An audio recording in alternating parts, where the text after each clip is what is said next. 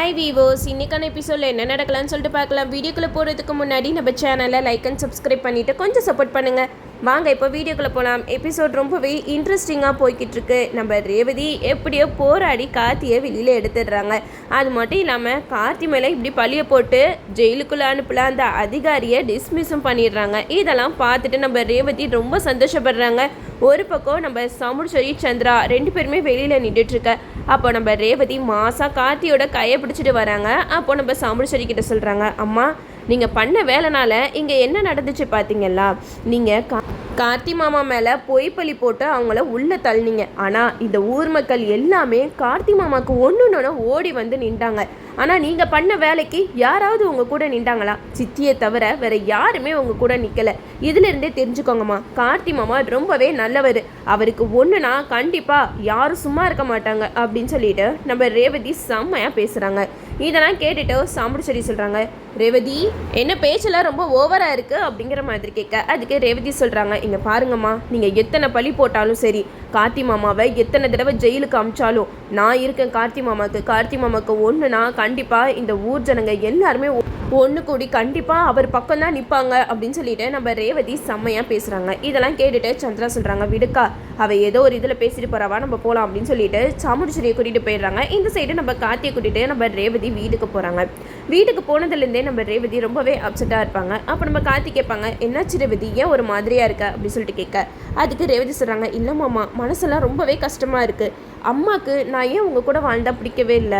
உங்கள் கூட நான் வரக்கூடாதுன்னு சொல்லிட்டு அவங்க மேலே இப்படி ஒரு பழியை தூக்கி போட்டு ஜெயிலில் உட்கார வச்சிட்டாங்க பார்த்தீங்களா? அதெல்லாம் நினைக்கும் போது ரொம்பவே கஷ்டமாக இருக்குது அப்படிங்கிற மாதிரி சொல்ல. இதை கேட்டால் நம்ம கார்த்தி சொல்கிறாங்க, நீ வேற ரேவதி, உங்கள் சித்தி தான் எல்லாத்துக்குமே காரணம். உங்கள் சித்தி தான் நம்ம ரெண்டு பேரையும் பிடிக்கணும்னு சொல்லிட்டு இந்த மாதிரிலாம் பண்ணிக்கிட்டு இருக்காங்க அப்படிங்கிற மாதிரி சொல்ல.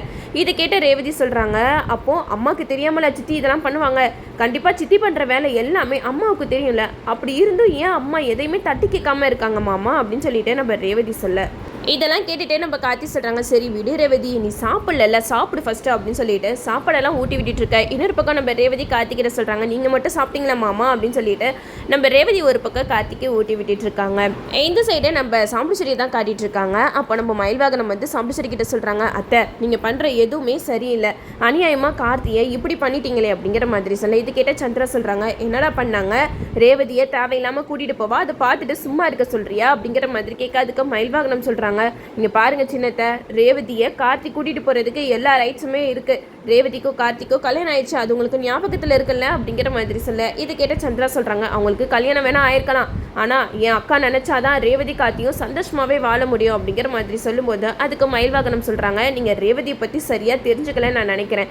ரேவதி கண்டிப்பா கார்த்தியை விட்டே கொடுக்க மாட்டா. நீங்க என்ன வேணாலும் செய்யுங்க, கண்டிப்பா ரேவதி கார்த்தியை விட்டு எங்கேயுமே வரமாட்டா அப்படிங்கிற மாதிரி சொல்லிட்டு போயிடுறாங்க. இதெல்லாம் கேட்டுட்டு சந்திரா வந்து சாம்புசரி கிட்ட சொல்றாங்க, பாத்தியாக்கா, வீட்டில் இருக்கிற எல்லாரும் எப்படி பேசிட்டு போறாங்கன்னு சொல்லிட்டு, அந்த கார்த்தி பையன் இருக்கிற வரைக்கும் ரேவதி நம்ம வீட்டு பக்கமே வரமாட்டா, ரேவதியை நீ மறந்துட வேண்டிதான் அப்படிங்கிற மாதிரி சொல்ல. இதை கேட்டதுமே சாம்புசரி செம்ம கோவப்பட்டு கத்துறாங்க, சந்திரா அப்படி ஒரு வார்த்தை மட்டும் சொல்லாத, கண்டிப்பா என்னோட பொண்ணு என் வீட்டுக்கு வந்தே ஆகணும், இந்த கல்யாணத்தை நான் தானே நடத்தி வச்சேன், நானே இதுக்கு ஒரு என் கார்டு போட்டே ஆகணும் அப்படின்னு சொல்லிட்டு நம்ம சாம்புச்சேரி வந்து சந்திரா கிட்ட சொல்ல. இதை கேட்டுட்டு நம்ம சந்திரா வந்து மனசுல நினைக்கிறாங்க, அப்படி வாடி வலிக்கு உன் கோவத்தை தூண்டி விட்டு எப்படியாவது ரேவதி கார்த்தியை நிரந்தரமா பிரிக்கணும், அதுக்கு தானே நான் இந்த மாதிரி ஒரு பிளான் எல்லாம் போட்டுட்டு இருக்கேன் அப்படின்னு சொல்லிட்டு சந்திரா ஒரு பக்கம் மனசுல நினைக்க. அப்போ நம்ம சாமுண்டேஸ்வரி கிட்ட சந்திரா சொல்றாங்க, அக்கா நீ நினைக்கிற மாதிரி எதுவுமே நடக்க மாட்டேங்குதே பாரு, கார்த்தி மேலே போய் கேஸ் கொடுத்தோம், ஆனால் அவன் அந்த ஜெயிலேருந்து ஈஸியாக வெளியில் வந்துட்டான். ரேவதி ரொம்பவே கார்த்திக்கு சப்போர்ட்டாக இருக்கா,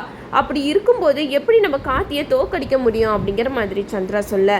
அதுக்கு நம்ம சாம்பிச்சேரி சொல்கிறாங்க, இல்லை சந்திரா, இதுக்கு மேலே என்னால் பொறுமையாக இருக்க முடியாது, இப்படியே போனால் கண்டிப்பாக ரேவதி குழந்தையோட வந்து நின்றுவா அப்படிங்கிற மாதிரி சொல்ல. இது கேட்டால் சந்திரா வந்து சொல்கிறாங்க, தெரியுதுலக்கா, அதனால தான் நான் இப்படியெல்லாம் உங்களை பிரிக்கணும்னு சொல்லிட்டு என்னென்னமோ பண்ணிக்கிட்டு இருந்தேன், இதுக்கு மேலேயும் சும்மா விடக்கூடாது.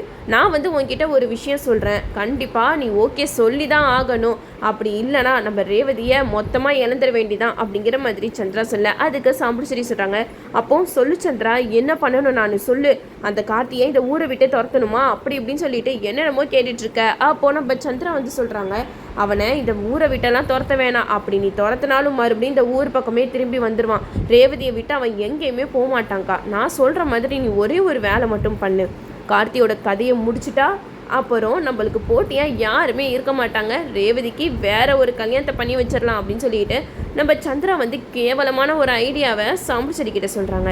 சாம்புச்சேரி இதை கேட்டுட்டு சந்திரா கிட்ட சொல்கிறாங்க, என்ன சந்திரா சொல்கிற, அப்போ அவனோட கதையை முடிச்சுட்டா எல்லா பிரச்சனையும் முடிஞ்சிருமா அப்படிங்கிற மாதிரி கேட்க, அதுக்கு நம்ம சந்திரா சொல்கிறாங்க, வேறு வழியே இல்லைக்கா, நீ என்ன தான் அவன் மேலே பழிய போட்டாலும் சரி, ஏதாவது பண்ணிக்கிட்டே இருந்தாலும் சரி, திரும்ப திரும்ப அவன் வந்து நம்ம முன்னாடி நிற்க தான் செய்வான்.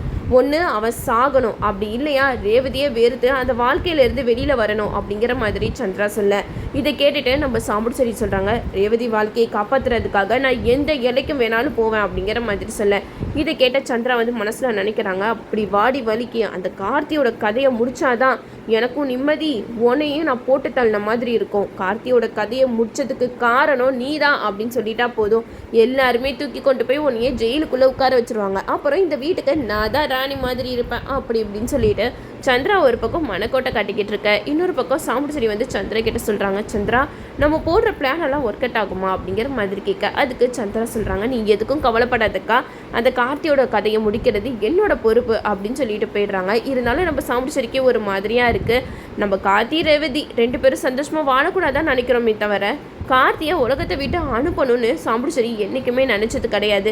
ஆனால் என்ன பண்ணுறது, இந்த சந்திரா வந்து ஏதோ ஒரு மாதிரி பேசி சாம்புச்சேரியை இது எல்லாத்துக்குமே ஒத்துக்க வைக்கிறாங்க.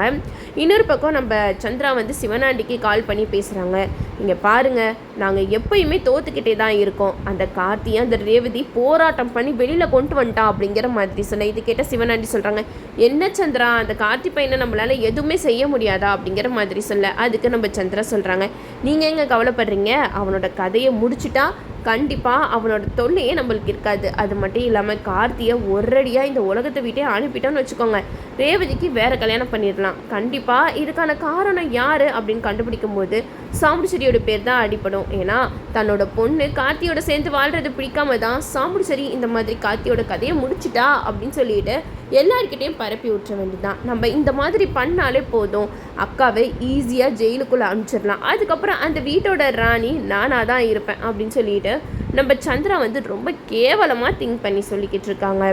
இதெல்லாம் கேட்டுட்டு சிவனாண்டி சொல்கிறாங்க, சந்திரா நீ எது பண்ணாலும் பார்த்து பண்ணு, நம்ம இந்த தடவையும் மாட்டிக்கிட்டோம் அவ்வளோதான் அப்படிங்கிற மாதிரி சந்திரா கிட்ட சிவனாண்டி சொல்ல, இதை கேட்ட சிவனாண்டி சொல்கிறாங்க, இங்கே பாரு சந்திரா, நீங்கள் எது பண்ணுறதா இருந்தாலும் பார்த்து பண்ணு, அந்த கார்த்தியோட கதையை முடிக்கிறதுன்றது அவ்வளோ ஈஸி கிடையாது, கார்த்தியை பற்றி உனக்கு நல்லாவே தெரியும்ல அப்படின்னு சொல்லிட்டு சொல்ல, இதை கேட்ட சந்திரா சொல்கிறாங்க, இதை விட்டால் எனக்கு வேறு வழி தெரியல, நம்மளை பிரித்து சந்தோஷப்பட்ட அந்த ரேவதி கார்த்தி சந்தோஷமாக வாழ்றதை பார்க்குறதுக்கா நாம் இருக்கோம், அதெல்லாம் முடியவே முடியாது, கார்த்தியோட கதையை நான் முடிக்க தான் போகிறேன் அப்படிங்கிற மாதிரி நம்ம சந்திரா வந்து சிவனாண்டி கிட்ட சொல்கிறாங்க.